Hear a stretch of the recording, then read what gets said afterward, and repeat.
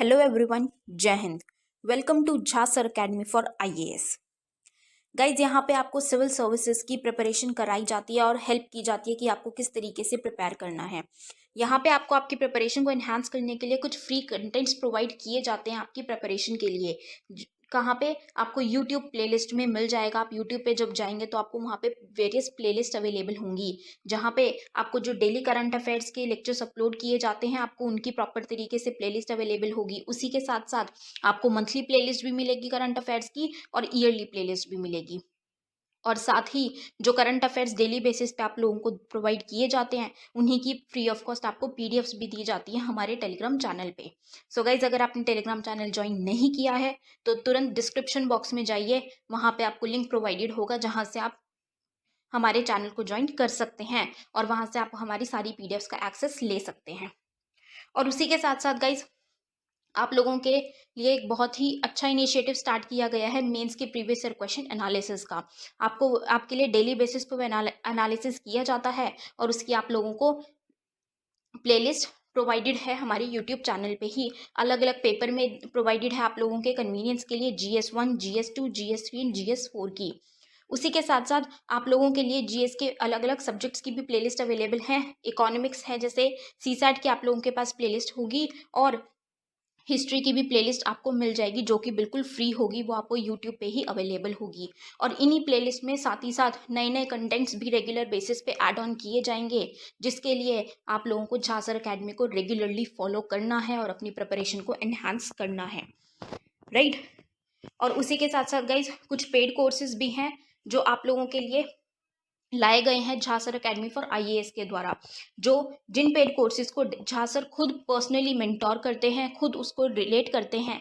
जैसे कि जीएस का प्री प्लस मेंस बैच है गाइस, बिल्कुल जीरो से तैयारी करवाई जा रही है। झा सर खुद तैयारी करवाते हैं, पर्सनल गाइडेंस आपको दी जाती है, प्रॉपर तरीके से आपको अटेंशन प्रोवाइड की जाती है और बिल्कुल बेसिक से आपको तैयारी करवाई जा रही है आपकी प्रिपरेशन को एनहांस करने के लिए, राइट। तो आप इन कोर्सेज को भी ज़रूर ज्वाइन कीजिए। जैसे कि एक मेंस का भी आंसर राइटिंग का टेस्ट सीरीज बैच चल रहा है और प्रीलिम्स का भी टेस्ट सीरीज कोर्स चल रहा है गाइज, जो आपको हमारी ऐप पे टेस्ट सीरीज प्रोवाइड की जाएंगी। 10,000 क्वेश्चंस की आपको प्रैक्टिस कराई जाएगी। वो 10,000 क्वेश्चंस आपको कहाँ पे अवेलेबल होंगे? Jha sir academy for IAS की वेबसाइट पे भी अवेलेबल है, और हमारा एक ऐप भी है Jha sir academy for IAS.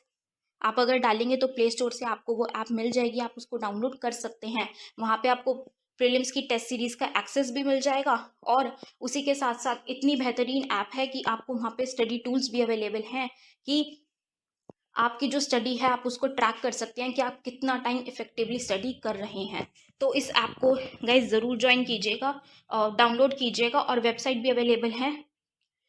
उस वेबसाइट पे भी आप जाके सब कुछ एक्सेस कर सकते हैं जो कि ऐप पे अवेलेबल है, right. So guys, Jha sir academy को रेगुलरली फॉलो करते रहिएगा। हेलो दोस्तों, एक बार फिर से आपका स्वागत है हमारी झा सर एकेडमी के इकोनॉमिक्स की लेक्चर सीरीज़ में।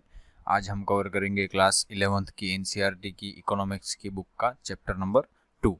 चैप्टर नंबर पहला हमने पहले लेक्चर में ख़त्म कर दिया, मतलब अगले लेक्चर में हमने कंप्लीट कर लिया था। आज हम चैप्टर नंबर 2 पढ़ेंगे। चैप्टर नंबर 1 में हमने क्या पढ़ा था कि जो ब्रिटिशरों की मतलब जब इंडिपेंडेंस के वक्त हमारी इकोनॉमी की हालत क्या थी, जो सेक्टर्स मतलब एग्रीकल्चर और इंडस्ट्रियल सेक्टर में क्या क्या मतलब कंडीशन थी प्रिवेल कर रही थी, वो हमने देखा। ठीक है, वो ब्रिटिशरों ने जो एक्सप्लॉयटेशन किया था इंडिया का, जो अपने ब्रिटेन के इंटरेस्ट के लिए, वो सब देखा। ठीक है, और चैप्टर 2 में अब हम बात करने वाले हैं कि जो मतलब 1950 से 1990 तक लेकर हमारी इकोनॉमिक जो भी जर्नी रही है वो सब हम पढ़ेंगे चैप्टर 2 में। ठीक है, चलिए अब इस चैप्टर 2 में हम, जैसे कि मैंने बोला कि हम बात करने वाले हैं 1950 से 1990 तक की इंडियन इकोनॉमी की जर्नी की। इस चैप्टर से पढ़ने के बाद हम क्या सीखेंगे कि जो 5 ईयर प्लान्स थे, ठीक है, उनका गोल्स क्या थे, और जो डेवलपमेंट पॉलिसीज़ थी, जो उसका इफेक्ट क्या था डिफरेंट डिफरेंट सेक्टर पे, मतलब एग्रीकल्चर और इंडस्ट्रीज़। ठीक है, उनका डेवलपमेंट कैसा हुआ था, हमारी जो डेवलपमेंट पॉलिसीज़ थी उसके कारण जो भी डेवलपमेंट हुआ था वो कितना था। ठीक है, जो मेरिट्स और लिमिटेशंस थे, जो इकोनॉमी के रेगुलेटेड इकोनॉमी मतलब जो गवर्नमेंट का कंट्रोल होता है, ठीक है, उसके मेरिट एडवांटेजेस क्या होते हैं और लिमिटेशंस मतलब एक तरह से उनकी मर्यादाएं क्या होती है, वो सब हम देखेंगे इस चैप्टर में। ठीक है, चलिए, इंडिपेंडेंस के क्या बाद क्या था कि हमारा भारत तो अभी मतलब इंडिपेंडेंट ही हुआ था, तो इसका मतलब क्या था कि इंडिया के जो लीडर्स थे, मतलब जो भी मिनिस्टर्स थे, प्राइम मिनिस्टर थे, उनको अब क्या करना था कि मतलब आगे हमारी कंट्री की इकोनॉमी किस टाइप की होनी चाहिए, ठीक है, आर्थिक प्रणाली का प्रकार क्या होना चाहिए, उसको पहले डिसाइड करना था, ठीक है। मतलब इकोनॉमी तो कितने टाइप की हो सकती है, सोशलिस्ट हो सकती है, कैपिटलिस्ट हो सकती है, ठीक है, इस तरह से, ठीक है। तो कौन सी हमारी कंट्री के लिए सूटेबल रहेगी, वो हमारी कंट्री को, मतलब हमारे लीडर्स को डिसाइड करना था, ठीक है।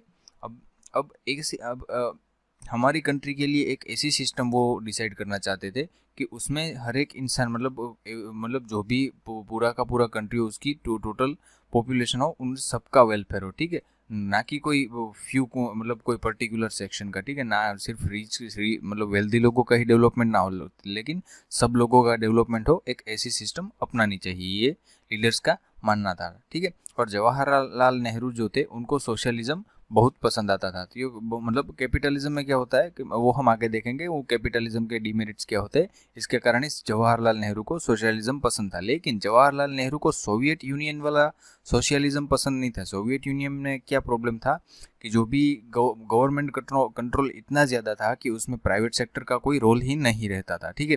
एक इतना ज़्यादा कंट्रोल भी अच्छा नहीं होता था, ठीक है। तो सोवियत यूनियन वाला जो मतलब जो सोशलिज्म का मॉडल था, वो जवाहरलाल नेहरू को नहीं पसंद था, ठीक है। लेकिन ओवरऑल मोटे मोटे तौर पे हम कह सकते हैं कि जो सोशलिज्म का जो भी आइडिया था, जो जवाहरलाल नेहरू को उनको पसंद आया था, ठीक है। चलिए, अब नेहरू और जो अदर लीडर्स थे, मतलब जो मिनिस्टर्स होंगे, ठीक है, जो भी और भी पॉलिसी मेकर्स होंगे, ठीक है, उन्होंने क्या सोचा कि जो कैपिटलिज्म और सोशलिज्म के एक्सट्रीम वर्जन है, एक्सट्रीम वर्जन में आपको बोलूँ कि जो कैपिटलिज्म का एक्सट्रीम वर्जन है आज अमेरिका है, ठीक है, जो सोशलिज्म का एक्सट्रीम वर्जन था वो सोवियत यूनियन था, उनके बीच का रास्ता कोई अल्टरनेटिव सोचे, ठीक है। क्योंकि एक्सट्रीम जब भी कोई रास्ता होता है ना, तो उनके डिमेरिट्स भी ज़्यादा होते हैं, ठीक है, उनका मतलब उनकी जो इफेक्ट होती है वो इनइक्वालिटी में, मतलब इनइक्वालिटी भी बढ़ाती है, ठीक है।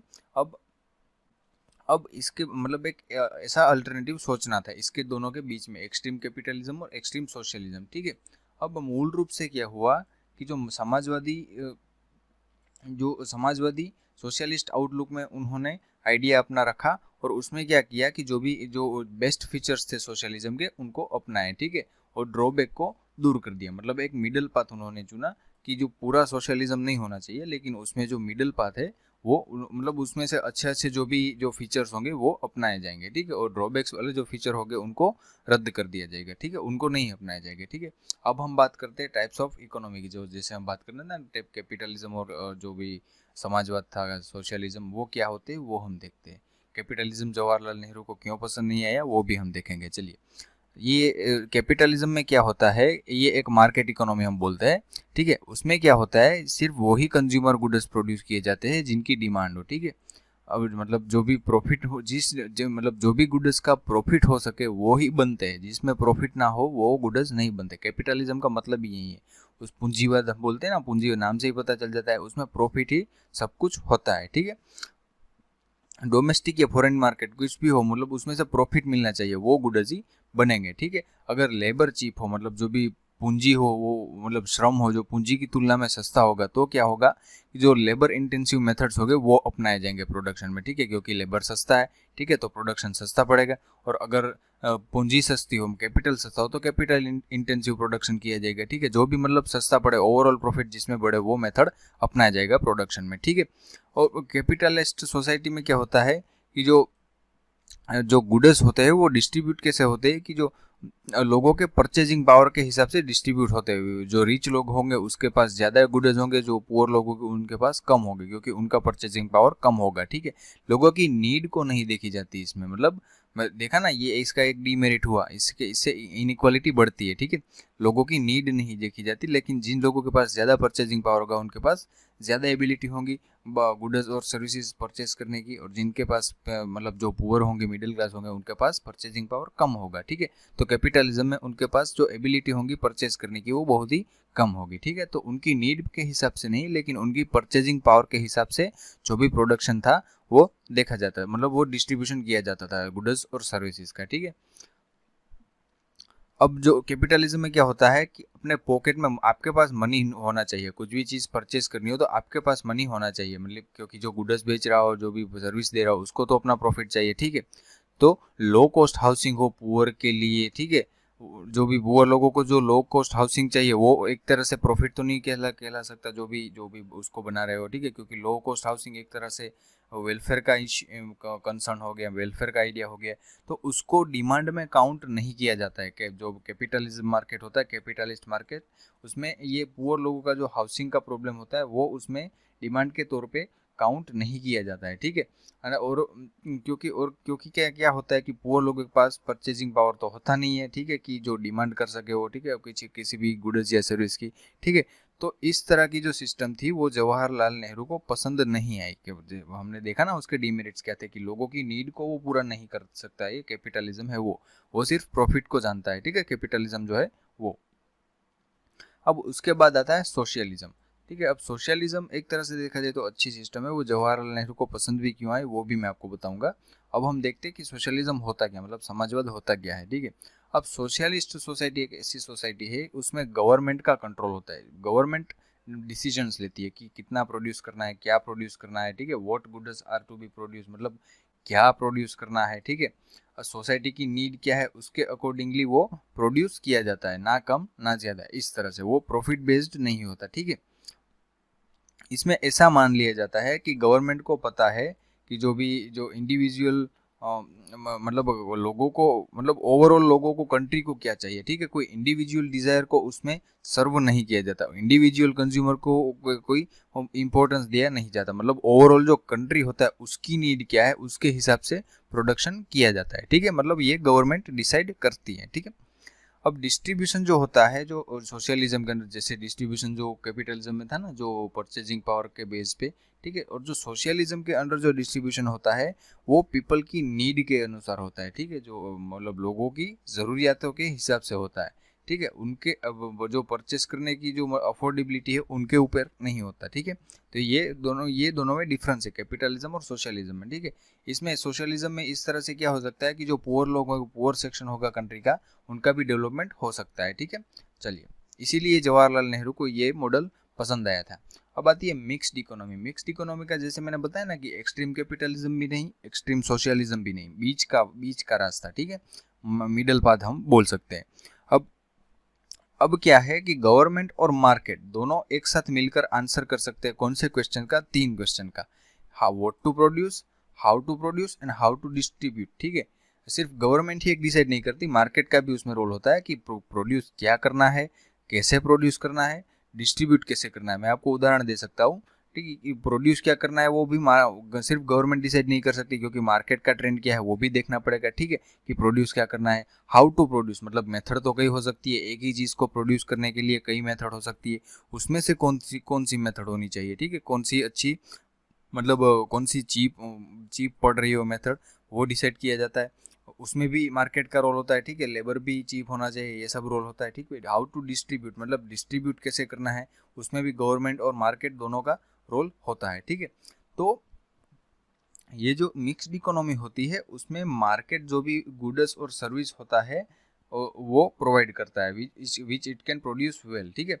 जो मतलब मार्केट जो होता है वो जो मार्केट जो अपनी तरह से जो प्रोड्यूस कर सकता है उसको मतलब वो प्रोवाइड करता है, और जो भी मार्केट प्रोड्यूस नहीं कर सकता वो गवर्नमेंट प्रोवाइड करती है, ठीक है। ये मिक्स्ड इकोनॉमी में ऐसा होता है, मतलब एक तरह से देखा जाए तो प्राइवेट सेक्टर, सर्विस सेक्टर, मतलब प्राइवेट सेक्टर, पब्लिक सेक्टर दोनों का रोल इसमें दिखा जाता है, ठीक है। मिडिल पाथ है कि जो मार्केट जो होता है, जो जो जो जो मतलब मार्केट क्या प्रोड्यूस करता है, जो भी वो अपने आप प्रोड्यूस कर सकता है वो प्रोवाइड करेगा, और जो मार्केट प्रोड्यूस नहीं कर सकेगा वो गवर्नमेंट प्रोवाइड करेगी, इस तरह से ये मिडिल पाथ हुआ ना, इस तरह से, ठीक है। जो एक्सट्रीम सोशलिज्म होता है उसमें तो क्या होता है कि सब कुछ गवर्नमेंट ही प्रोड्यूस करती है, इस तरह से मिक्स्ड इकोनॉमी में ऐसा नहीं होता, ठीक है। अब इस दृष्टि से देखा जाए तो इंडिया जो है वो सोशलिस्ट सोसाइटी तो बनेगी, लेकिन उसमें जो पब्लिक सेक्टर होगा वो स्ट्रॉन्ग होगा, ठीक है, और जो प्राइवेट प्रॉपर्टी भी होगी उसका भी रोल रहेगा इसमें, ठीक है, और डेमोक्रेसी भी हमारी कंट्री में रहेगी, ठीक है। तो सब कुछ मतलब गवर्नमेंट के कंट्रोल में नहीं होगा, कुछ कुछ प्राइवेट सेक्टर का भी रोल रहेगा, ठीक है। और जो गवर्नमेंट होगी वो प्लान करेगी कि जो एवरी जो भी इकोनॉमी होगी, ओवरऑल इकोनॉमी वो गवर्नमेंट प्लान करेगी, ठीक है। लेकिन उसमें भी प्राइवेट सेक्टर को एनकरेजमेंट दिया जाएगा, ठीक है, प्रोत्साहित किया जाएगा कि आप भी जो प्लानिंग की जो प्रोसेस है उसमें पार्ट ले अपना, ठीक है। और जो इंडस्ट्रियल जो पॉलिसी रिजोल्यूशन था हमारी कंट्री का, जो अडॉप्ट किया गया था 1948 में, ये एमसीक्यू बन सकता है, ठीक है। जो मतलब ठीक है, तो 90 ये जो मतलब ये जो व्यू था कि स्ट्रॉन्ग पब्लिक सेक्टर और जो प्राइवेट सेक्टर का भी उसमें रोल होगा, ये जो व्यू है ये किसमें रिफ्लेक्ट होता है, ये इंडस्ट्रियल पॉलिसी का रिजोल्यूशन था 1948 का उसमें, और डीपीएसपी हमारा जो डायरेक्टिव प्रिंसिपल्स है उसमें, ठीक है। ये जो ये फीचर है वो इसमें रिफ्लेक्ट होता है, ठीक है। चलिए, अब प्लानिंग क्या है कि जो असली प्लानिंग का जो रियल सेंस में हम प्लानिंग बोल सकते हैं वो सेकंड 5 ईयर प्लान से शुरू हुआ, ऐसा कह सकते हैं, ठीक है। हम 5 ईयर प्लान के बारे में आगे बात करेंगे, लेकिन अभी हम ऐसा बोल सकते हैं कि जो प्लानिंग ओवरऑल सेंस में हम सही सेंस में बात करें तो वो सेकंड 5 ईयर प्लान से शुरू हुआ था, ठीक है। सेकंड 5 ईयर प्लान था जो एक तरह का लैंडमार्क कंट्रीब्यूशन था हमारी कंट्री के डेवलपमेंट में, ठीक है।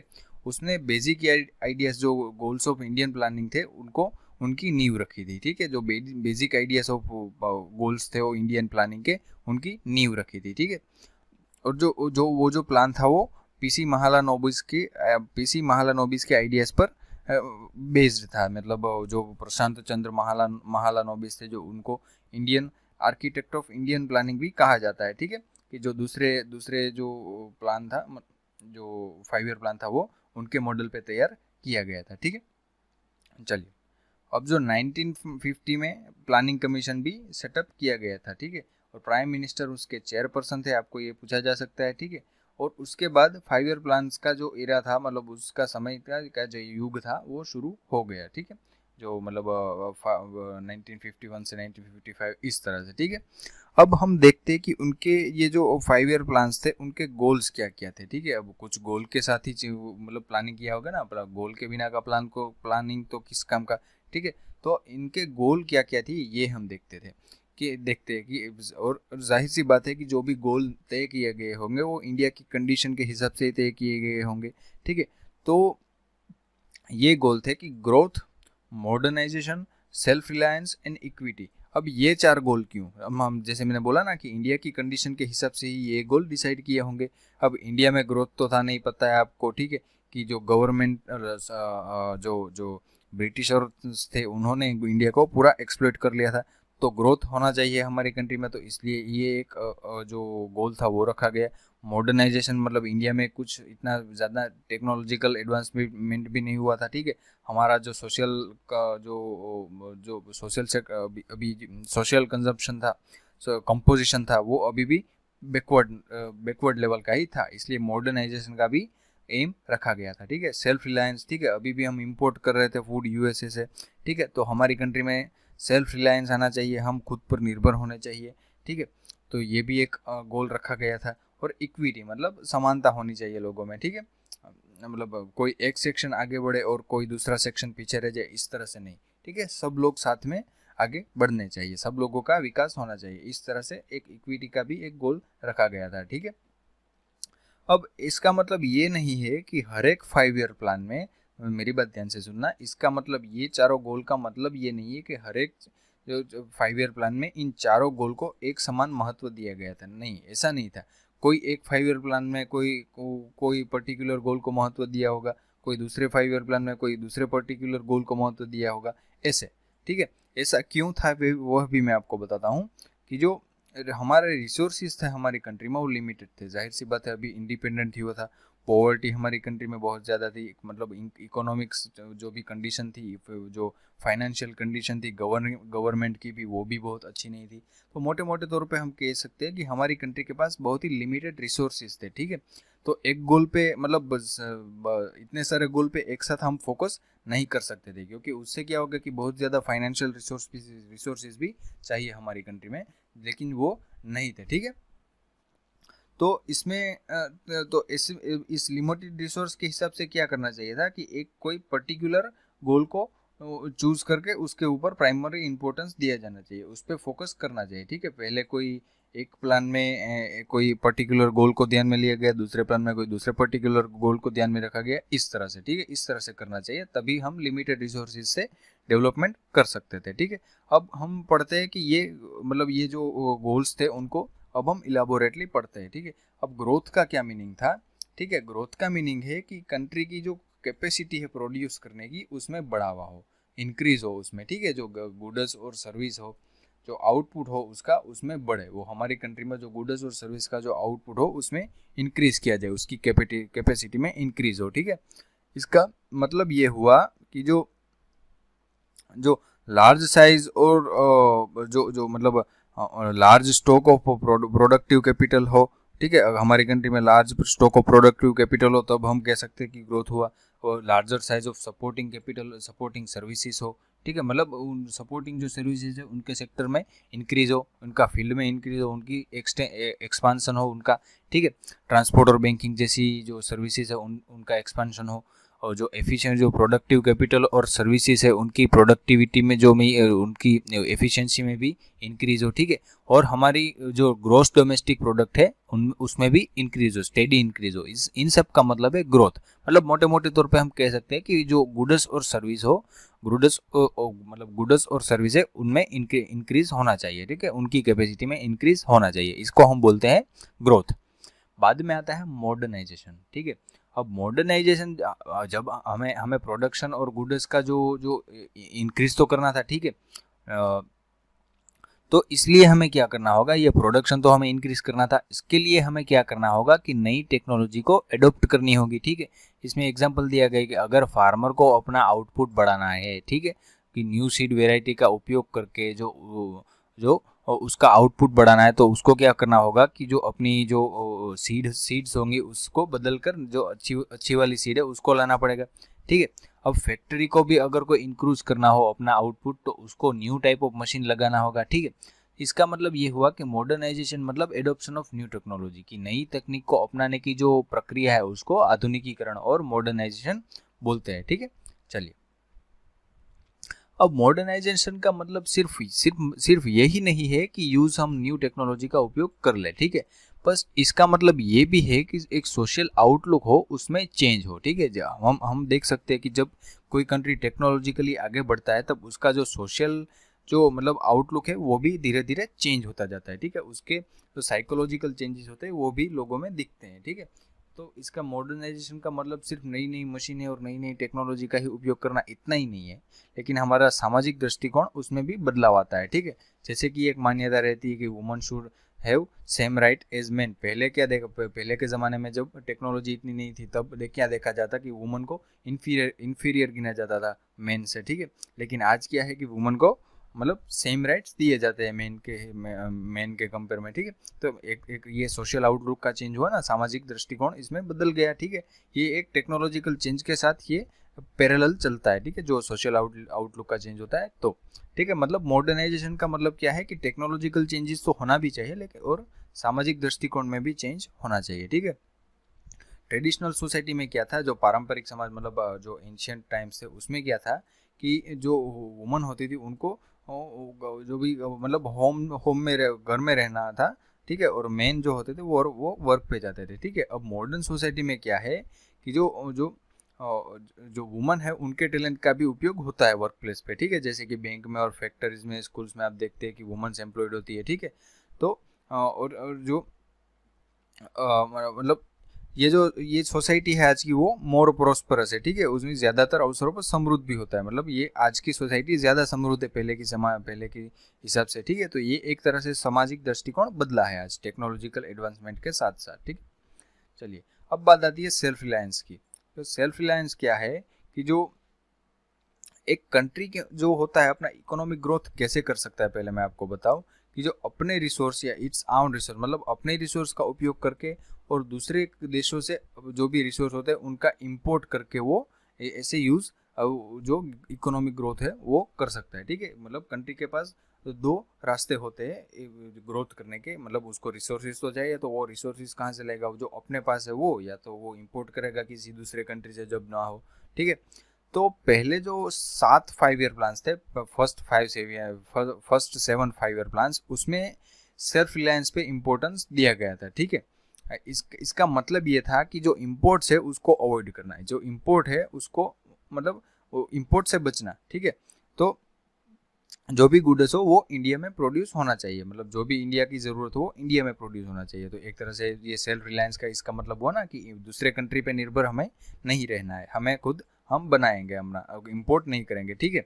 और जो ये जो पॉलिसी थी वो उस समय के हिसाब से वो नेसेसरी थी, ठीक है, क्योंकि हमारी कंट्री में डिपेंडेंस नहीं, मतलब हमारे फॉरेन कंट्रीज पे हमें डिपेंडेंट नहीं रहना चाहिए, ठीक है। जो और फूड के हिसाब, जो फूड का जो कंसर्न है उस पर तो कतई ही नहीं रहना चाहिए। जो फूड का जो मतलब उस पर डिपेंडेंस होता है किसी भी, मतलब जैसे कि हमारी कंट्री यूएसए पे डिपेंडेंट थी फूड के लिए, ठीक है, जो ग्रेन्स थे उसके लिए, ऐसा तो कभी नहीं होना चाहिए, ठीक है। तो इसीलिए इस पॉलिसी, ये जो एक हम कह सकते हैं कि ये ज़रूरत भी थी इस तरह की पॉलिसी की, जो सेल्फ रिलायंस की, ठीक है।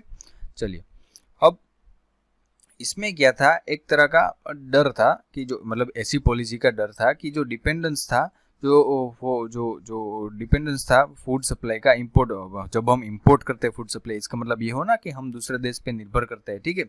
और जब फॉरेन टेक्नोलॉजी का भी जब इंपोर्ट हो तो भी हम उस देश पे निर्भर करते हैं, ठीक है।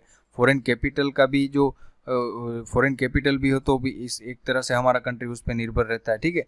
तो इस तरह का एक मतलब आशंका थी कि जो हमारी सोवरेनिटी है वो, मतलब जो भी हमारी संप्रभुता है जो हमारी कंट्री की, वो विदेशी हस्तक्षेप के प्रति संवेदनशील बन सकती है, ठीक है। कोई दूसरा देश हमारी कंट्री में अपनी मतलब हमारी कंट्री की सोवरेनिटी दूसरे देश के हाथों में जा सकती है, एक ऐसा, क्योंकि हम डिपेंडेंट होते हैं, ठीक है, ठीक है, इसलिए ऐसा फियर, आशंका रहती है। अब आती है इक्विटी, मतलब समानता। अब ग्रोथ और मॉडर्नाइजेशन, जो जो ग्रोथ और मॉडर्नाइजेशन और जो सेल्फ रिलायंस है, वो तीन मिलकर ही सिर्फ तीन मिलकर ही किसी कंट्री की जो पॉपुलेशन है उनका जो लिविंग है उसको इम्प्रूव नहीं कर सकते, ठीक है। अब कंट्री का हाई ग्रोथ हो सकता है, ठीक है, जो कंट्री का हाई ग्रोथ तो हो सकता है, लेकिन उसी कंट्री में भी पॉवर्टी एग्जिस्ट कर सकती है, ठीक है। तो इसका मतलब ये हुआ कि एक समान लोगों का डेवलपमेंट होना चाहिए, सिर्फ ग्रोथ हो, मॉडर्नाइजेशन हो और सेल्फ रिलायंस हो, यही काफ़ी नहीं है, सब लोगों का जो डेवलपमेंट है वो होना चाहिए एक साथ, ठीक है। हम देख सकते हैं कि आज कई डेवलप्ड कंट्री है उसमें भी आज पॉवर्टी में लोग रहते हैं, ठीक है। तो ये क्या हुआ, एक इनइक्वालिटी ना हुई ना, एक इनइक्वालिटी हुई, उसमें इक्विटी कम है, ये हम बोल सकते हैं, ठीक है। चलिए, तो ग्रोथ और मॉडर्नाइजेशन और सेल्फ रिलायंस के साथ साथ इक्विटी भी इम्पोर्टेंट है। मैं से क्यों इम्पोर्टेंट है वो तो मैंने आपको बताया ना कि सब लोगों का एक साथ जो डेवलपमेंट हो वो होना चाहिए, ठीक है। अब हम देखते हैं कि जो किस प्रकार जो पहली 5 वर्षीय योजना थी उसकी जो 4 लक्ष्यों को प्राप्त करने का हमने प्रयास कैसे किया, और कृषि का उद्योग और व्यापार के संदर्भ में उसमें किस हद तक सफल हुई, ठीक है। जो मतलब हमारी जो ये 5 ईयर प्लान्स थे वो किस हद तक सफल हुए और इसका इम्पैक्ट क्या हुआ, ये जो इंडस्ट्री थी, एग्रीकल्चर था और ट्रेड में, ठीक है, इस तरह से।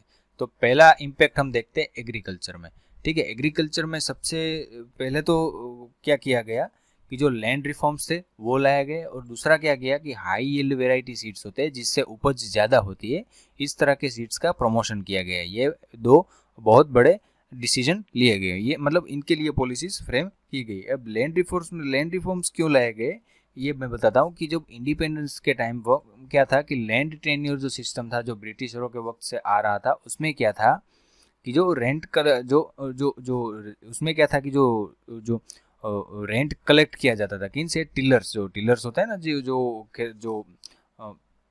जोत हम कहते हैं, ठीक है, जो खेती करते हैं, ठीक है, जो लोग उनके पास एक्चुअल लैंड नहीं होती, ठीक है, लेकिन वो दूसरों की लैंड पे खेती करते हैं, ठीक है, उनके पास से रेंट लिया जाता था, ठीक है, और कोई कंट्रीब्यूशन नहीं किया जाता था लैंड की इंप्रूवमेंट के लिए, ठीक है। इसलिए क्या हुआ कि लो प्रोडक्टिविटी थी हमारी कंट्री में, मतलब जो भी उपज थी उसमें भी लो प्रोडक्टिविटी रहती थी हमारी कंट्री में, ठीक है। और इसके कारण क्या था कि हमें यूएसए से इंपोर्ट करना पड़ता था जो भी फूड था वो, ठीक है, क्योंकि मतलब जो लैंडलॉर्ड होंगे उसको तो क्या प्रॉफिट मिलता रहता होगा, ठीक है, वक्त पे, तो वो क्या उनको तो सेटिस्फेक्शन मिल गया कि वो अब कुछ आगे इम्प्रूवमेंट नहीं करेंगे लैंड में, उनको प्रॉफिट मिल जाता है, ठीक है। तो इस तरह से लैंड की जो मतलब ओवरऑल एग्रीकल्चरल प्रोडक्टिविटी थी वो बहुत कम थी, और हमें यूएसए से फूड इंपोर्ट करना पड़ता था, फूड ग्रेन्स इंपोर्ट करने पड़ते थे, ठीक है। तो इसके बाद गवर्नमेंट ने स्टेप लिए, जो इंटरमीडियरीज थी, जो जमींदार थे, जागीरदार, जो नाम दिए गए थे जो लैंडलॉर्ड्स के लिए, ठीक है, तो इनको एबोलिश करने के लिए एक कदम उठाए गए, ठीक है।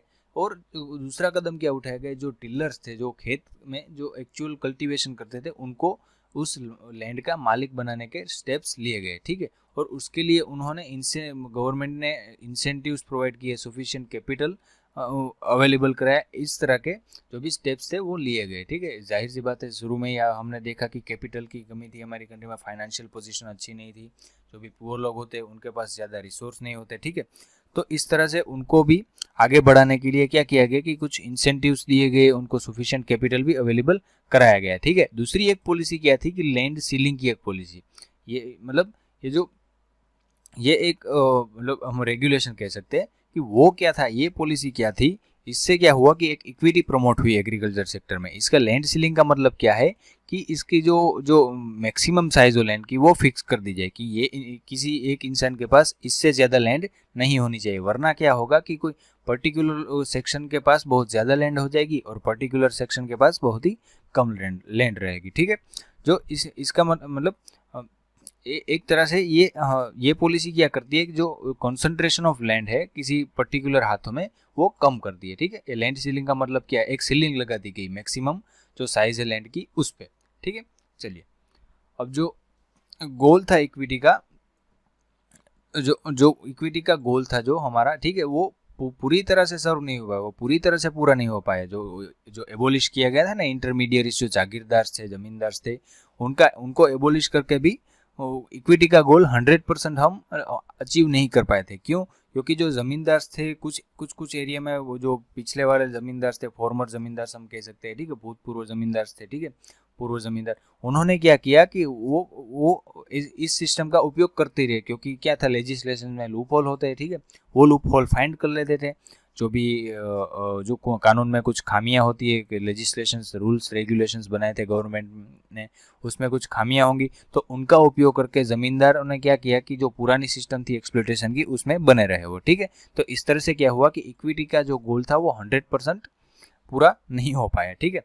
और लैंड सीलिंग का जो लेजिस्लेशन था उसमें भी हर्डल्स आए, मतलब उसमें भी बाधाओं का सामना करना पड़ा, ठीक है। उसमें क्या हुआ कि जो बिग लैंडलॉर्ड्स थे, मतलब बड़े, जो उनके जिनके पास बहुत ज़्यादा ज़मीन थी, ठीक है, उन्होंने क्या किया कि कोर्ट में इस लेजिस्लेशन को चैलेंज किया कि मतलब अब आप तो जानते हैं कि हमारी कंट्री में जुडिशियल प्रोसेस जो होती है वो बहुत ज़्यादा टाइम लेती है, ठीक है।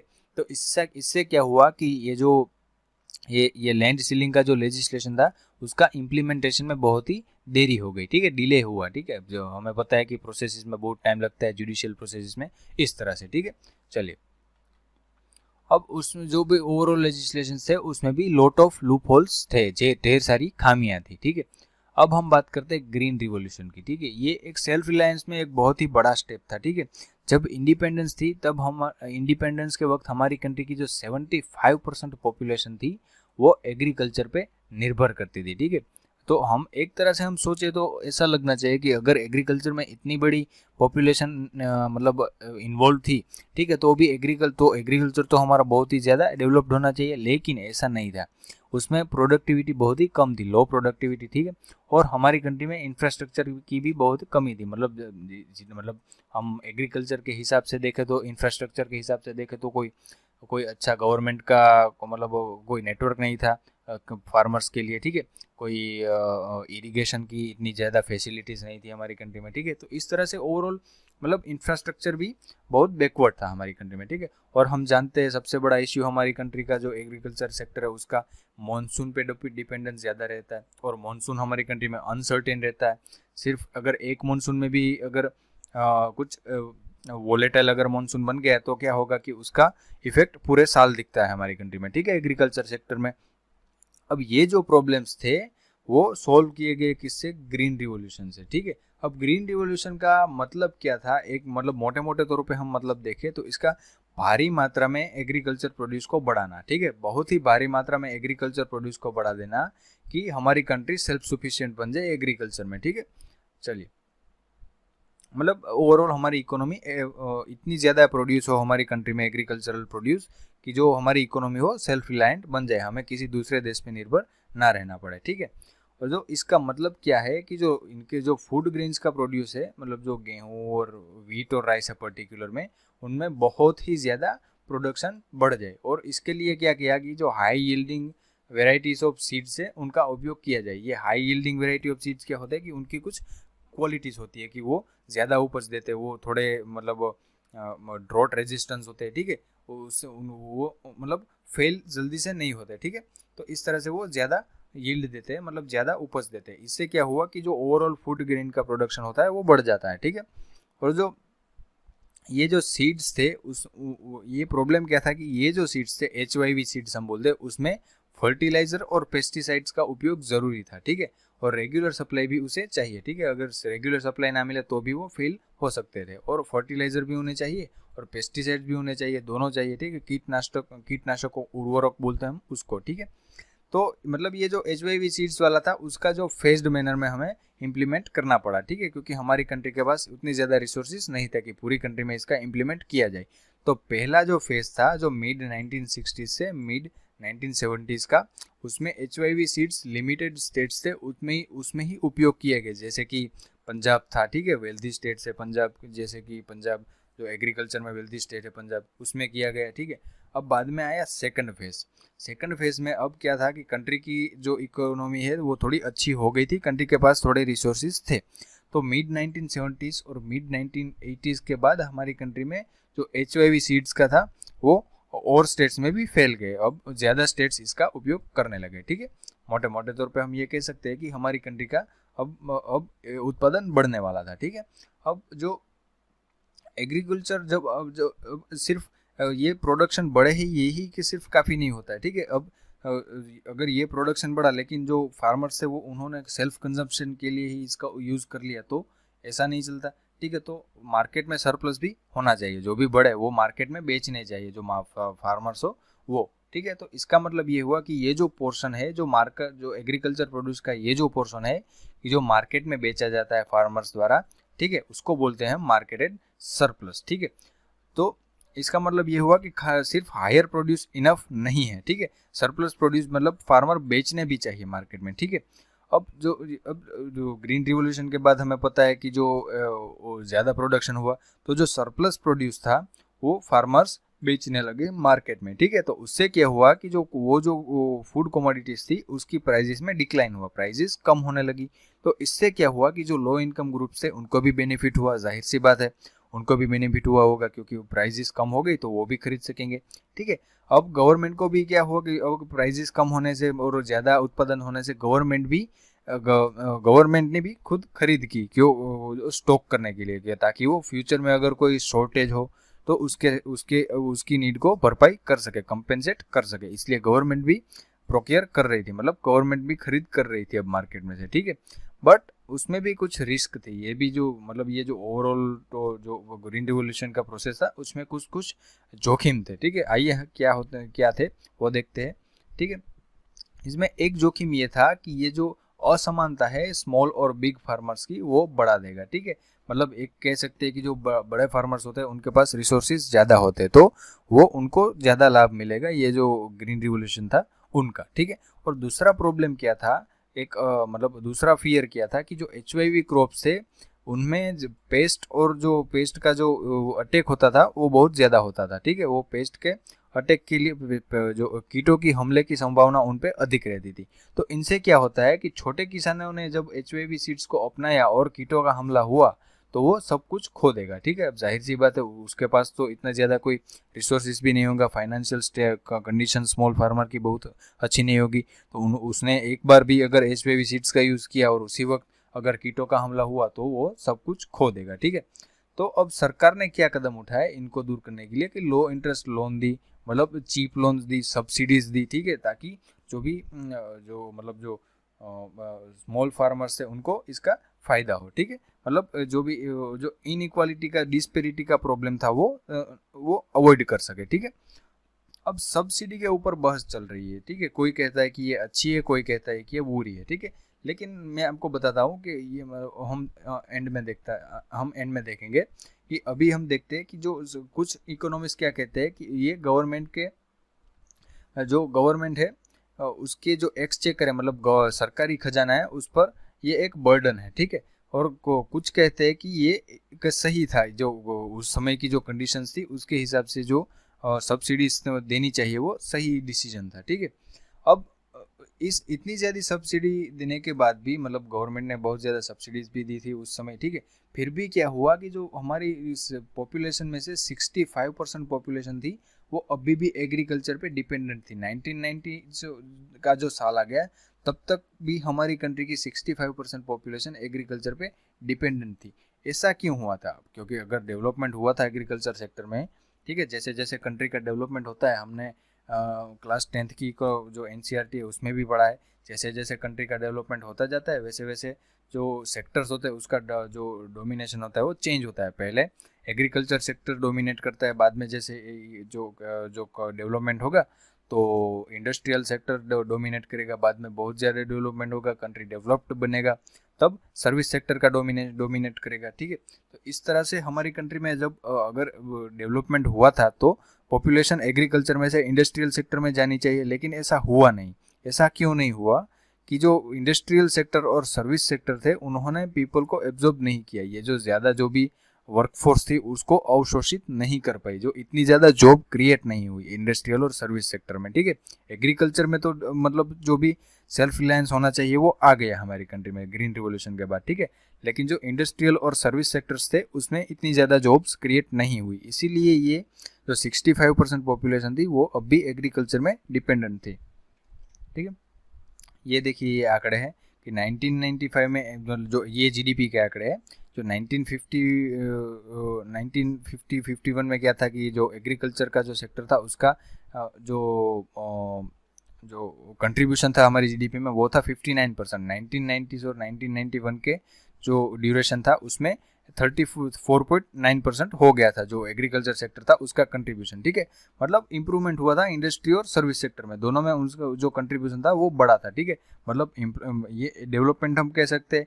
लेकिन उसके विपरीत जब हम पॉपुलेशन का कॉम्पोजिशन देखें, ठीक है, और जब कितनी ज़्यादा पॉपुलेशन डिपेंडेंट थी किस सेक्टर में ये देखे, तो ये देखिए ये 1950-55 में 51 में 72.1% पॉपुलेशन एग्रीकल्चर पे डिपेंडेंट थी, और 1990 से 1991 मतलब ये इतने सालों 40-50 साल होने के बाद भी 66.8% पॉपुलेशन अभी भी हमारी कंट्री में एग्रीकल्चर सेक्टर पे डिपेंडेंट थी, ठीक है। मतलब जो जीडीपी में जो गिरावट है, जो जीडीपी में कंट्रीब्यूशन में गिरावट आई थी वो बहुत ही अच्छी वाली गिरावट आई थी, और पॉपुलेशन जो डिपेंडेंट थी एग्रीकल्चर में वो बहुत ज़्यादा उसमें गिरावट नहीं आई थी, ठीक है। ये एक हमारी कंट्री में एक पर्टिकुलर एक कह सकते हैं कि यूनिक डेवलपमेंट एक तरह का देखा जा सकता है, ठीक है। अब इंडस्ट्री और ट्रेड में क्या इफेक्ट पड़ा हम ये देखते हैं, ठीक है। इंडस्ट्री और ट्रेड में कि जो पुअर नेशन होते हैं उसमें अच्छा इंडस्ट्रियल सेक्टर होना चाहिए। क्यों होना चाहिए मैं बताता हूँ कि पुअर नेशन जो होता है उसमें वर्कफोर्स बड़ी होती है, ठीक है। तो ये जो बड़ी वर्कफोर्स होती है वो इंडस्ट्रियल सेक्टर उसको एब्जॉर्ब कर सकता है, ठीक है। इसीलिए पुअर कंट्रीज जो होती है उसमें इंडस्ट्रियल सेक्टर अच्छा होना चाहिए, ठीक है। अब हम देखते हैं कि पब्लिक और प्राइवेट सेक्टर्स का इंडियन इंडस्ट्रियल डेवलपमेंट में क्या रोल रहा था, ठीक है। पहले क्या था कि जो हमारी कंट्री मतलब मिक्स्ड इकोनॉमी, तो देखिए मिक्स्ड इकोनॉमी तो डिसाइड किया गया था कि प्राइवेट सेक्टर का रोल तो रहेगा, लेकिन जो प्राइवेट इंडस्ट्रियलिस्ट थे हमारी कंट्री में उनके पास इतना ज़्यादा कैपिटल नहीं था, ठीक है। जाहिर सी बात है मशीन्स लगानी पड़ेगी, ठीक है, टेक्नोलॉजी लानी पड़ेगी, उसके लिए कैपिटल चाहिए। तो ये कैपिटल था जो वो हमारी कंट्री के इंडस्ट्रियलिस्ट के पास नहीं था। और दूसरा प्रॉब्लम ये था हमारी कंट्री में कि कोई इतना बड़ा मार्केट भी नहीं था हमारी कंट्री में। अगर प्रोडक्शन भी कर दिया हमारी कंट्री में तो इतना बड़ा मार्केट भी नहीं था हमारी कंट्री में। तो इसका मतलब ओवरऑल मतलब ये हुआ कि अभी गवर्नमेंट को बहुत ही बड़ा रोल प्ले करना है, व्यापक भूमिका अभी निभानी पड़ेगी, गवर्नमेंट को ये सब डेवलप करना पड़ेगा, ठीक है। मतलब गवर्नमेंट का रोल अभी ज़्यादा रहने वाला है, ठीक है। तो इसी कारणों की वजह से गवर्नमेंट का रोल रहना चाहिए, ये हमें पता चल गया। इसी कारणों की वजह से सोशलिज्म हमारी इंडियन इकोनॉमी के तौर पे चूज किया गया था। यही मतलब समाजवाद को भारतीय अर्थव्यवस्था के रूप में चुना गया था ताकि गवर्नमेंट का ज़्यादा कंट्रोल हो इकोनॉमी में, ठीक है। इसका मतलब ये हुआ कि जो गवर्नमेंट है उसका कंप्लीट कंट्रोल रहेगा उस इंडस्ट्रीज पे जो भी हमारी इकोनॉमी के लिए वाइटल हो, मतलब जो भी जो हमारी अर्थव्यवस्था के लिए जो भी महत्वपूर्ण उद्योग थे उन पर सरकार का पूर्ण नियंत्रण होगा, सब कुछ सरकार ही डिसाइड करेगी, ठीक है। और जो प्राइवेट सेक्टर था, मतलब जो प्राइवेट सेक्टर था वो एक तरह से कम्प्लीमेंट्री रोल प्ले करेगा, ठीक है। जो पब्लिक सेक्टर था उसके साथ एक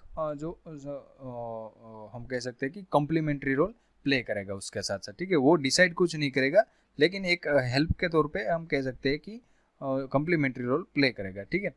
और जो इंडस्ट्रियल पॉलिसी रिजोल्यूशन लाया गया था, हमारी कंट्री में अडॉप्ट किया गया था, ठीक है, वो किसके बेसिस पे फॉर्म किया गया था? सेकंड 5 ईयर प्लान के बेसिस पे फॉर्म किया गया था, ठीक है। वो इसने क्या किया, इसने जो सोशलिस्ट पैटर्न था हमारी सोसाइटी का उसको फॉर्म करने का जो बेसिस था वो क्रिएट किया गया। जो हमारी कंट्री में सोशलिज्म है उसका बेसिस क्रिएट किया गया था इंडस्ट्रियल पॉलिसी रिजोल्यूशन 1956 में, IPR 1956 भी हम इसको बोल सकते थे। इसका बेसिस क्या था? सेकंड 5 ईयर प्लान था वो, ठीक है। चलिए, अब उस वक्त उसमें क्या किया गया कि जो इंडस्ट्रीज थी उसमें 3 कैटेगरी में उनको वर्गीकृत किया गया। पहली जो कैटेगरी थी उसमें कौन सी इंडस्ट्री आएगी? जो विशेष रूप से सरकार के स्वामित्व में ही होगी, मतलब गवर्नमेंट ही उसकी मालिक होगी, सब कुछ उसमें प्राइवेट सेक्टर का कोई रोल नहीं होगा, सब कुछ डिसाइड किया जाएगा गवर्नमेंट के द्वारा। अब दूसरी जो इंडस्ट्री होगी, दूसरी कैटेगरी में कौन सी इंडस्ट्री आएगी? जो उसमें मेजर जो कंट्रोल होगा, बहुत ज़्यादा मतलब व्यापक कंट्रोल होगा, वो गवर्नमेंट के हाथ में होगा, लेकिन जो प्राइवेट सेक्टर है वो उसमें रोल प्ले कर सकता है, ठीक है।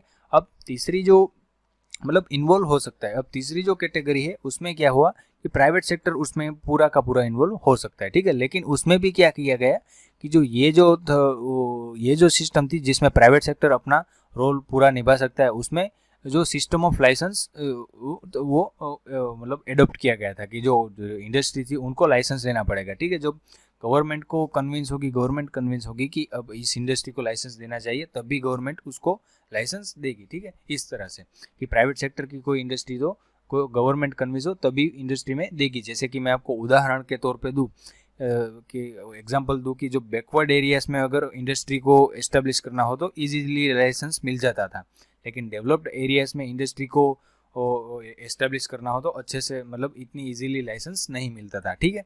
इस तरह से हर्डल तो थे, ठीक है। इसका कारण मतलब इसका पर्पस क्या था कि रीजनल इक्विटी का बड़ा प्रमोट हो, ठीक है। जाहिर सी बात है, अगर सभी लोग डेवलप्ड एरियाज में ही जो इंडस्ट्रीज है वो एस्टेब्लिश करने लगे, ठीक है, तो जो बैकवर्ड एरियाज होंगे उसका तो डेवलपमेंट ही नहीं होगा, ठीक है। तो इसी तरह से जो रीजनल इक्विटी है हमारी कंट्री में, इसी कारण से ये सिस्टम ऑफ लाइसेंस लाया गया था, ठीक है। और सिर्फ नई कोई इंडस्ट्री को एस्टेब्लिश करने नहीं, जो कोई एग्जिस्टिंग इंडस्ट्री हो उसका एक्सपांशन, उसका विस्तार करना हो तो भी लाइसेंस चाहिए था, ठीक है, हमारी कंट्री में। अब हम बात करते हैं स्मॉल स्केल इंडस्ट्री की। वो स्मॉल स्केल इंडस्ट्री से जुड़ी है कार्वे कमेटी। अब इसका ये बहुत ही इंपॉर्टेंट अब MCQ बन सकता है, ये याद रखना, ठीक है। कार्वे कमेटी ने क्या किया? उसमें कार्वे कमेटी ने दिखाया कि जो रूरल डेवलपमेंट है, मतलब जो रूरल एरियाज है उसके डेवलपमेंट के लिए स्मॉल स्केल इंडस्ट्रीज का उपयोग किया जाना चाहिए, ठीक है। एक पॉसिबिलिटी उन्होंने दिखाई, कार्वे जो समिति थी उसने, ठीक है। तो अब स्मॉल स्केल इंडस्ट्री का डेफिनेशन किस बेस पे किया जाता है कि जो उनके एसेट्स होते हैं उसमें मैक्सिमम इन्वेस्टमेंट कितना है, ठीक है। आज उसका जो डेफिनेशन है वो है 1 करोड़ रुपीस का मैक्सिमम इन्वेस्टमेंट हो जब उसके एसेट्स में, तो उसको हम बोलते हैं स्मॉल स्केल इंडस्ट्री, ठीक है। ये जो स्मॉल स्केल इंडस्ट्री होती है वो लेबर इंटेंसिव होती है, ठीक है, बट वो जो बड़ी जो लार्ज फॉर्म्स होती है उनके साथ कंपीट नहीं कर सकती, ठीक है। ये मतलब उसमें बहुत ज़्यादा लेबर का यूज़ होता है। जो स्मॉल स्केल इंडस्ट्री होती है उसमें बहुत ज़्यादा लेबर का यूज़ होता है। एक यही कारण भी था कि रूरल डेवलपमेंट में इसका उपयोग किया जाए, क्योंकि वहाँ पे जो एक्सेस लेबर होगा वो इसमें उपयोग किया जा सकता है, एम्प्लॉय किया जा सकता है, ठीक है। लेकिन इसमें ये एक ड्रॉबैक रहता है कि ये जो बड़ी फॉर्म्स होती है उसके साथ प्रतिस्पर्धा नहीं कर सकती, ठीक है। तो ये इससे क्या किया गया कि मतलब ये प्रतिस्पर्धा तो नहीं कर सकेगी, तो क्या किया गया कि जो कुछ प्रोडक्ट्स थे, ठीक है, कुछ जो उत्पाद थे वो इनके लिए आरक्षित कर गए, मतलब रिजर्वेशन आया अब कि जो पर्टिकुलर जो प्रोडक्ट्स हो गए वो स्मॉल स्केल इंडस्ट्रीज में ही बनेंगे, क्योंकि अगर जो बड़े लार्ज फॉर्म बनाने लगे तो इनके ये तो कॉम्पीट नहीं कर पाएंगे, स्मॉल स्केल इंडस्ट्रीज है वो, ठीक है, इस तरह से। और जो स्मॉल स्केल इंडस्ट्रीज थी उन्होंने उनको कंसेशंस भी दिया गया, ठीक है, कि जो कम ब्याज वाली लोन्स थी, जो एक्साइज ड्यूटी थी वो कम कर दी गई, इन तरह से, ठीक है। इस तरह से स्मॉल स्केल इंडस्ट्रीज को प्रमोट किया गया हमारी कंट्री में, ठीक है, ताकि रूरल एरिया का डेवलपमेंट भी हो, ठीक है। अब आती है हमारी कंट्री की ट्रेड पॉलिसी। वो मोटे मोटे तौर पे हम ये कह सकते हैं कि हमारी इंपोर्ट सब्सटीट्यूशन की, जो आयात प्रतिस्थापन की एक पॉलिसी थी, वो हमने अपनाई थी, ठीक है। वो क्यों अपनाई थी वो भी हम देखेंगे, ठीक है। अब फर्स्ट 5 ईयर्स, मतलब पहले 7 5 ईयर प्लान्स थे, ठीक है, उसमें हमारी ये ट्रेड स्ट्रेटेजी देखी गई थी, इनवर्ड लुकिंग, ठीक है। जो इंपोर्ट सब्स्टिट्यूशन हम कह सकते हैं ना, कि हम खुद अपना मतलब जो भी है हम खुद प्रोडक्शन करेंगे, कुछ भी इंपोर्ट नहीं करेंगे, जो भी इंपोर्ट जो करने वाली चीज़ें वो हम खुद बना लेंगे, ठीक है। हम सब्स्टिट्यूट कर लेंगे इंपोर्ट को अपनी खुद की डोमेस्टिकली बनाई हुई कमोडिटीज से, ठीक है। इसका मतलब ये हुआ इंपोर्ट सब्स्टिट्यूशन का, ठीक है। इसका ये जो एम था वो क्या था कि जो डोमेस्टिक इंडस्ट्रीज है उनकी रक्षा की जाए। किन से रक्षा की जाए? कि जो इंटरनेशनल जो मार्केट्स होते हैं, इंटरनेशनल जो कॉम्पिटिटर्स होते हैं, इंटरनेशनल इंडस्ट्रीज होती है, उनसे हमारी डोमेस्टिक इंडस्ट्रीज को प्रोटेक्ट किया जाए, इसका ये एम था, ठीक है। एक तरह से देखा जाए तो उस समय के हिसाब से ये पॉलिसी हम जस्टिफाई कर सकते हैं, ठीक है, क्योंकि तब हमारा देश अभी भी डेवलप हो रहा था, ठीक है। अब ये जो प्रोटेक्शन था, डोमेस्टिक प्रोटेक्शन, उसके रूप क्या क्या थे, मतलब 2 फॉर्म में उसका प्रोटेक्शन किया जाएगा, ठीक है। पहला था टैरिफ, मतलब 2 रास्ते थे। दूसरा था क्वोटा। टैरिफ क्या होता है? एक तरह से टैक्स होता है, जो इंपोर्टेड गुड्स जो होते हैं उस पर लगा हुआ टैक्स होता है। इससे क्या होता है कि जो इंपोर्टेड जो गुड्स होती है, जो इंपोर्ट की जाती गुड्स होती है, वो एक्सपेंसिव हो जाती है हमारी कंट्री में। इससे क्या होता है कि जो डोमेस्टिकली जो प्रोड्यूस हुआ जो कमोडिटी, वो ज़्यादा बिकेगा ये जो इंपोर्टेड गुड्स है उससे। तो एक तरह से मतलब ये डोमेस्टिक इंडस्ट्री को प्रोटेक्ट किया ना। और जो कोटास होता है वो क्या होता है कि specific quantity of goods fix कर दी जाती है, उनसे उससे ज़्यादा इंपोर्ट नहीं किया जा सकता, ठीक है। मतलब एक सीलिंग लगा देते हैं, जो गुड्स का इंपोर्ट है उस पर एक सीलिंग लगा देते हैं कि इससे ज़्यादा इंपोर्ट नहीं करना है, ठीक है। इसको बोलते हैं हम कोटा। ये भी हमारी कंट्री की डोमेस्टिक इंडस्ट्री जो है उनको प्रोटेक्ट करने में मदद करता है, ठीक है। ये भी एक मेथड था, ठीक है। एक इसका ये किस पे ये जो भी प्रोसेस था जो डोमेस्टिक इंडस्ट्री को प्रोटेक्ट करने का, ठीक है, ये जो आइडिया था उसका मेन एजम्पशन क्या था कि जो भी ये अब हम प्रोटेक्ट करेंगे तो जो कंपटीशन है वो बाद में सीख जाएंगे। अभी हम प्रोटेक्ट करते हैं, जो बाद में जो भी कंपटीशन करना हो विदेशों से वो बाद में सीख जाएंगे। अभी हम सिर्फ डेवलपमेंट पे ध्यान देते हैं, ठीक है। ये एक एजम्पशन किया गया था, ठीक है। क्या एजम्पशन किया गया था, मैं फिर से आपको समझाता हूँ। ये एजम्पशन किया गया था कि अभी हम सिर्फ ये जो डोमेस्टिक इंडस्ट्रीज है उनका जो डेवलपमेंट है, अपना डेवलपमेंट, उन पे ही फोकस करते हैं। जो पॉलिसी फ्रेमर्स है उन्होंने ऐसा सोचा कि अभी हम सिर्फ वो डोमेस्टिक इंडस्ट्री के डेवलपमेंट पे ही फोकस करते हैं। वो बाद में अपने आप ये जो इंडस्ट्री है वो बाद के समय में अपने आप कंपटीशन करना सीख जाएगी, ठीक है। ये एक ऐसा एजम्पशन किया गया था। और जो हमारे प्लानर्स थे उनमें उनको एक आशंका ये बात की भी थी कि जो फॉरेन एक्सचेंज था जो हमारी कंट्री का, अगर मतलब जो इंपोर्ट सब्स्टिट्यूशन नहीं किया गया तो हमारी कंट्री का जो फॉरेन एक्सचेंज है वो लग्जरी इंपोर्ट में चला जाएगा, मतलब उसमें खर्च कर दिया जाएगा, ठीक है। लोग उसकी ज़्यादा डिमांड करने लगेंगे। जो फॉरेन से इंपोर्ट में लग्जरी गुड्स है उसको डिमांड ज़्यादा होगी तो उसका इंपोर्ट भी ज़्यादा होगा, तो हमारा जो फॉरेन का जो करेंसी एक्सचेंज है वो उसमें खर्च हो जाएगा, ठीक है। और अगर रिस्ट्रिक्शन नहीं ला देंगे इंपोर्ट पे तो ये एक फियर था हमारे पॉलिसी मेकर्स का, प्लानर्स का, ठीक है। और दूसरा हम एक बात देख सकते हैं कि कोई जो एक्सपोर्ट का जो प्रमोट करना चाहिए हमारी कंट्री में, ठीक है, डेवलपमेंट के लिए एक्सपोर्ट एक बहुत ही बड़ा रोल निभाता है, ठीक है। तो एक्सपोर्ट पे ध्यान देना चाहिए, वो 1980s तक उस पर कोई फोकस नहीं किया गया, ठीक है। मतलब हमारी एक इनवर्ड लुकिंग पॉलिसी थी। वो हमने कुछ खरीदना भी नहीं था, कुछ बेचना भी नहीं था, सिर्फ हमारी कंट्री में ही प्रोड्यूस करना था और हमारी कंट्री में ही कंज्यूम करना था, ठीक है। इसलिए मिड 1980s तक हमारी कंट्री में एक्सपोर्ट पे भी कोई फोकस नहीं किया गया, ठीक है। अब इस पॉलिसी का इंडस्ट्रियल डेवलपमेंट पे क्या इफेक्ट पड़ा ये मैं आपको बताता हूँ, ठीक है। कि इसमें क्या हुआ कि हमारी जीडीपी में राइज तो हुआ, इंडस्ट्री का शेयर था जो हमारी जीडीपी में वो राइज हुआ, जैसे मैंने आपको बताया ना कि वो अभी दिखाता हूँ मैं आंकड़े आपको, ठीक है। ये देखिए ये आंकड़े जो इंडस्ट्री थी वो 1951 से 1950 के टाइम में सिर्फ 13% जीडीपी में इसका कंट्रीब्यूशन था। 1990 तक आते आते ये 24.6% हो गया। मतलब इसका जो कंट्रीब्यूशन था इंडस्ट्री का वो बढ़ा। किस लिए बढ़ा, किसका कारण बढ़ा? ये जो हमारी जो पॉलिसीज थी उसके कारण बढ़ा, ठीक है। मतलब ये डेवलपमेंट हुआ हमारी कंट्री में, ठीक है। और जो हमारी कंट्री में उस वक्त जो ग्रोथ रेट था, जो 6% ग्रोथ रेट हुआ था इंडस्ट्रियल सेक्टर में, जो कि काबिल तारीफ है, ठीक है। और जो सेक्टर था, ये भी एक बड़ी बात है कि जो हमारा इंडस्ट्रियल सेक्टर था वो डाइवर्सिफाई हुआ, ठीक है। पहले क्या था कि जो कॉटन मिल और जूट मिल ही थी हमारी कंट्री में, ठीक है। अब क्या हुआ कि वेरियस फील्ड्स में इंडस्ट्री वो खड़ी होने लगी, मतलब एस्टेब्लिश होने लगी। इससे क्या हुआ कि जो एम्प्लॉयमेंट भी बढ़ी हमारी कंट्री में, और जो लोग थे उन जिनके पास अपॉर्चुनिटीज़ नहीं थी उनको भी, और जिनके पास कोई कैपिटल नहीं था उनको भी अपॉर्चुनिटीज़ मिली गवर्नमेंट के एक्शंस के द्वारा, ठीक है। मतलब ओवरऑल डेवलपमेंट देखा गया हमारी कंट्री में इंडस्ट्रियल सेक्टर में, ठीक है।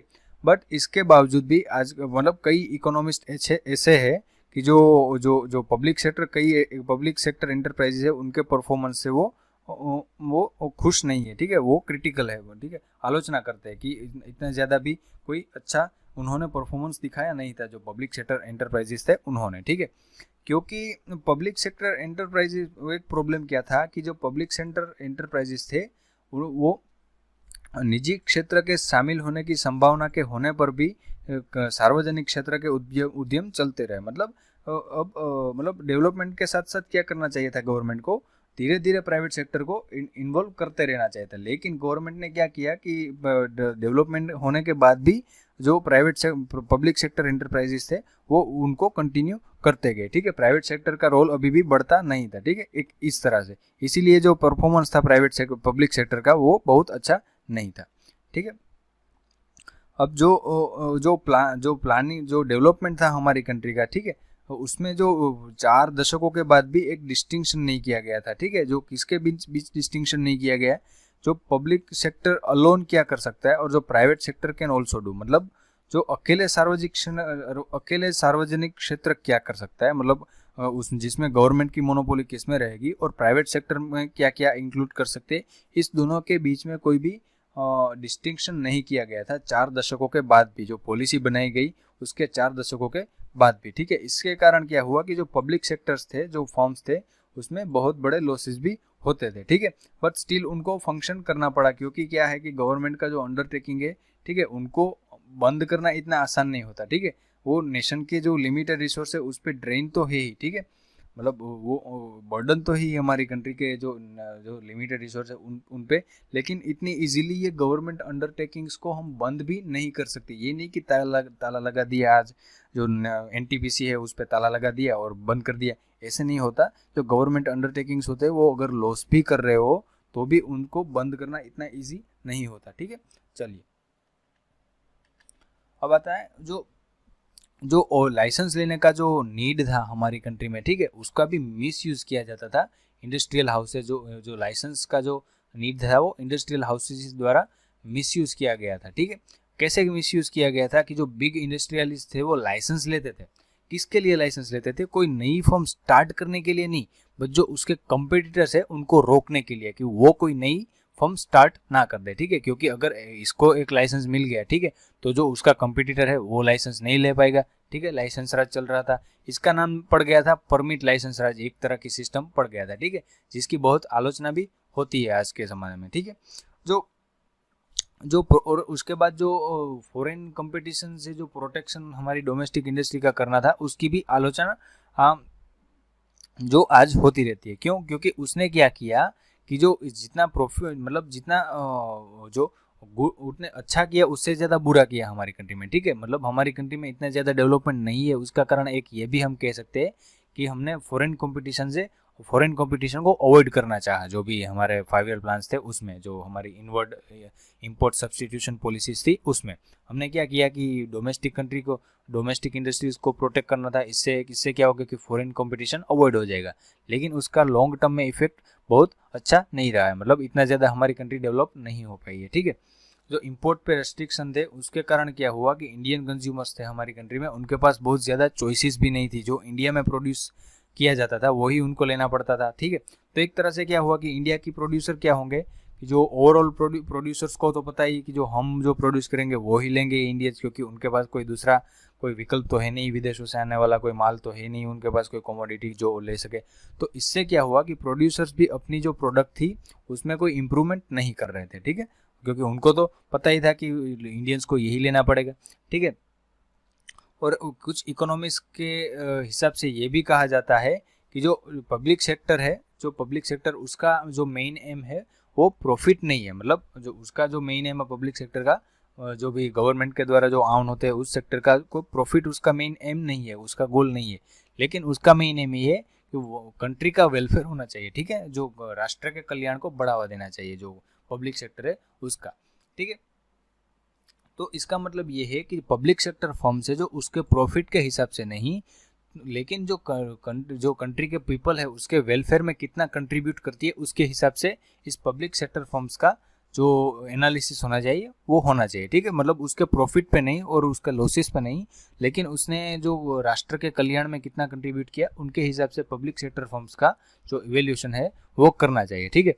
और प्रोटेक्शन के बारे में जब हम बात करते हैं तो कुछ अर्थशास्त्रियों का ये मानना है कि हमें भी अपने उत्पादकों को बचाना तो चाहिए विदेशी प्रतिस्पर्धा से, लेकिन वो कब तक बचाना चाहिए कि जो जो जो जो कॉम्पिटिटिव जो फॉरेन कंट्रीज हो वो भी ऐसा जब तक करते रहे तब तक हमें भी ऐसा करते रहना चाहिए, ठीक है। जो फॉरेन कंट्रीज हो अगर वो भी बचाते हैं अपनी कंट्री को, मतलब अगर वो भी प्रोटेक्शन कराते हैं अपनी कंट्री को तो हमें भी प्रोटेक्शन करना चाहिए, ठीक है। अगर फॉरेन कंट्री अपनी इकोनॉमी को ओपन कर देते हैं पूरी दुनिया के लिए तो हमें भी अपनी इकोनॉमी को ओपन कर देना चाहिए इस तरह से, ठीक है। अब ये जो ओवरऑल चीज़ें देखी गई कि जो इम्प्रूवमेंट देखा गया हमारी कंट्री में, ठीक है, लेकिन कुछ अभी भी जो भी ड्रॉबैक्स थे हमारी कंट्री में, ठीक है, मतलब जो भी पॉलिसीज़ के ड्रॉबैक्स थे, लूप होल्स थे, ठीक है, पब्लिक सेक्टर एंटरप्राइजेस अच्छे से काम नहीं कर रहे थे, ठीक है, इन सभी चीज़ों को देखते हुए एक नई मतलब अब कुछ चेंजेस का जो ज़रूरत थी वो महसूस की गई, जो बदलाव की ज़रूरत महसूस की गई कि अब पॉलिसी में कुछ चेंज होना चाहिए, ठीक है। तो इसके बाद आई नई इकोनॉमिक पॉलिसी 1991 की, जो बोलते हैं ना एलपीजी रिफॉर्म्स हम बोलते हैं, जो लिबरलाइजेशन, प्राइवेटाइजेशन एंड ग्लोबलाइजेशन, इसकी पॉलिसी को लाया गया, ठीक है। अब इसके बारे में हम आगे के चैप्टर में पढ़ेंगे, अब इस चैप्टर का निष्कर्ष हम देखते हैं, जो कंक्लूजन है, ठीक है। जो हमारी कंट्री में जो पहले 7 5 ईयर प्लान्स के दौरान जो डेवलपमेंट था वो बहुत ही अच्छा था, ठीक है। जैसे कि हमने देखा कि हमारी जीडीपी में इंडस्ट्रियल सेक्टर का और सर्विस सेक्टर का भी कंट्रीब्यूशन बढ़ गया था, ठीक है। तो इस तरह से ओवरऑल देखा जाए तो हमारी कंट्री में पहले 7 5 ईयर प्लान्स के दौरान जो डेवलपमेंट था वो बहुत अच्छा था। लैंड रिफॉर्म्स भी हमारी कंट्री में लाए गए थे ताकि जो इंटरमीडिएटरीज है जो उसको वो एबोलिश हो सके, ठीक है। जो इंडस्ट्रीज़ है वो भी डाइवर्सिफाई हुई, इंडस्ट्री का कंट्रीब्यूशन बढ़ा हमारी कंट्री में, एम्प्लॉयमेंट भी जनरेट हुई तो थी, इतनी ज़्यादा नहीं हो पाई लेकिन हुई तो थी, ठीक है। इंडस्ट्री डाइवर्सिफाई हुई, ठीक है, लेकिन उसके बाद भी हमारी कंट्री में डिससेटिस्फेक्शन था, मतलब जो असंतोष था सार्वजनिक क्षेत्र में, क्योंकि वो अच्छे से परफॉर्म नहीं करते थे, ठीक है, उनका इतना मतलब वो लॉस में चले जाते थे, ठीक है। और जो एक्सेसिव गवर्नमेंट रेगुलेशन था, जो मैंने बोला ना कि जो परमिट लाइसेंस राज था, ठीक है, वो भी एक प्रॉब्लम था हमारी कंट्री में। तो मतलब ओवरऑल देखा जाए तो डेवलपमेंट भी हुआ था, उसके साथ साथ कई ड्रॉबैक भी थे, ठीक है। और आत्मनिर्भरता के नाम पे क्या किया गया था कि डोमेस्टिक इंडस्ट्री को विदेशी प्रतिस्पर्धा से बचाया गया, ठीक है। और इससे क्या हुआ कि जो लोकल प्रोड्यूसर्स थे उनसे उनको अपने जो प्रोडक्ट्स थे उनको इम्प्रूव करने के लिए, उनकी क्वालिटी इम्प्रूव करने के लिए कोई भी इंसेंटिव, प्रोत्साहन नहीं मिला, क्योंकि उनको तो पता था कि इंडियंस वो ही लेंगे जो उन्होंने प्रोड्यूस किया है, क्योंकि विदेशों की प्रोडक्ट तो इंपोर्ट की नहीं जाती थी इस तरह से, ठीक है। उनके पास कोई इतना अच्छा प्रोत्साहन नहीं था कि जो अपनी उत्पादित वस्तु है उसकी गुणवत्ता में सुधार कर सके, ठीक है।